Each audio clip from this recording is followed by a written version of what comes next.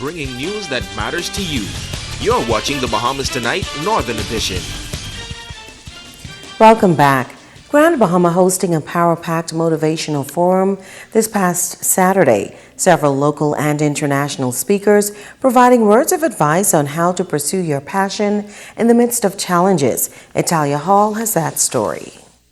The International Experts Forum was held on Saturday at the Grand Lucayan Resort. The motivational event encouraged persons to pursue their dreams. Speakers James Detenley came all the way from Chicago to be a part of the event and focused on empowerment. Up today is to show people who are good communicators how to become great communicators, and great communicators that they are legendary, that they make a difference. Motivational coach Karen Scott Detenley, also from Chicago, spoke on the science of success. A lot of times, we hear about it and people want success, but they don't know what that means for them.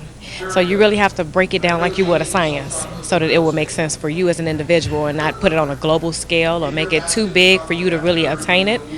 So I go through the what, when, how, who, how, where, and how much, because that's the piece that people forget. There's a cost to success. Event coordinator Mitch Carson explained the purpose of the event. People come here out of choice. That's step one. Number two is action and implementation, and then realizing that they have made the right choice to become successful in their lives. Many business owners were in attendance. We don't really have the opportunity for world-class speakers here. If you live in the States, you can attend conferences, but here we are in Grand Bahama. They brought it to us, so it's foolish not to take advantage of something like this, because you can always learn. This is motivational speakers. Always so much information out there. For someone like me who's thinking maybe someday I'll start my own business, why not get the information now? Why not get the skills and tools now so that in the future, when I'm ready, I'm already equipped. The Social Media Summit, held by Ms. Carson and Dave Mackey in April, and when I saw they had another forum, I just knew that it would be good to attend. Italia Hall, ZNS Network News. Residents in the Marco City constituency joining forces to restore their community following Hurricane Matthew. Organizer Kendal Culmer II says a community meeting will be held on Wednesday, January 11th at the Bahamas Union of Teachers Hall opposite the Jack Hayward Senior High School in Parnes Loop at 6:30 p.m.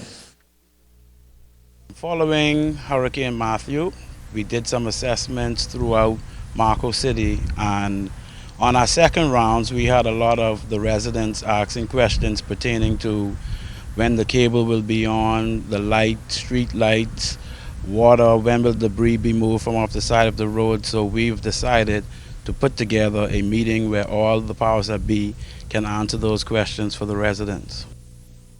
He says representatives from a number of vital agencies are expected to be present. Hopefully urban renewal. We'll also have the Port Authority, a representative from sanitation, and we're looking also to have someone from GB Power. It's open for all to come out. We just like anybody can come to it and take part, participate. Once you have any questions, we're going to try our best to answer and meet all the needs of the residents.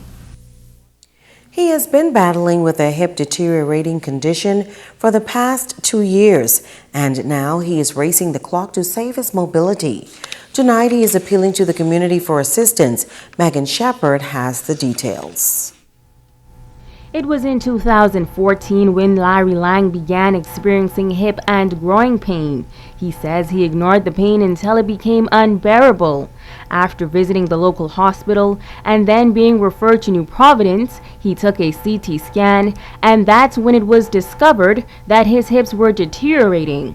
Laing says he immediately began the search for a surgeon.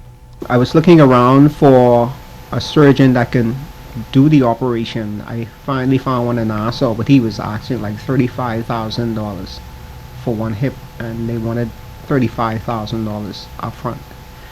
And trying to get this $35,000 was very difficult, and that's what kind of like prolonged me to this particular point. After it was so difficult, somebody brought up the idea, why not try Cuba? So me and my colleague, we went to Cuba, and I saw the surgeon, and he told me that I can have the surgery done for $26,500. That's like $13,000 per hip, and he said it can be done. Now 48 years old, Laing says everyday tasks such as sitting, standing, walking, and even sleeping is excruciatingly painful. He says at one point he was taking 8 painkillers at a time and still felt no relief. It's critical for me, because I am like basically I'm on a race against time. Every day my hips are deteriorating. In 2014 I was having pain. Now my hips are deforming right now, and I can't. It's my pelvis is narrowing, and the more it deteriorates, the bone kind of like, how can I put it? It's like not. It's deforming. So, one side is already deformed, where with the knee bone or the bone itself is pointing this way instead of being straight, and the next one is pointing this way instead of being straight. So every day it's deteriorating, and now it's really, really difficult. And I am desperate right now. I am in a race for time. If I don't have the surgery in a specific time, I'll be in a wheelchair. Minister at Kingdom Worship Center Whitney Bain has been assisting Laing throughout his medical journey. He says those that know and love Larry are finding creative ways to raise funds, and they are appealing to the entire community to assist. And we also have the You Caring page that we created. It's an online fundraising portal, and the goal of it is to be able to get sufficient funds to help Larry get his surgery done. And the thing with the surgery is that we'll need to do one hip first. So basically, if we can raise $15,000 as soon as possible, we can get the ball rolling with the one hip done. And then about maybe 2 months, maybe even less than that, in his recuperation, he can then go ahead and get the next hip done once we have the next 15. An account has also been established at First Caribbean International Bank in the name of Larry Charles Laing. The account number is 201-680063. If we can get 300 people to give $100, we've hit the goal of $30,000. If we can get 150 people to give $200, we've hit the goal of $30,000. If we can get 500 people to give $60, we've hit our goal of $30,000. So everyone chipping in can make this thing so much more easier. Larry Laing says he is thankful to everyone that has assisted thus far. Megan Shepard, ZNS Network News. Stay with us. Sports is up next with Ricardo Lightborn.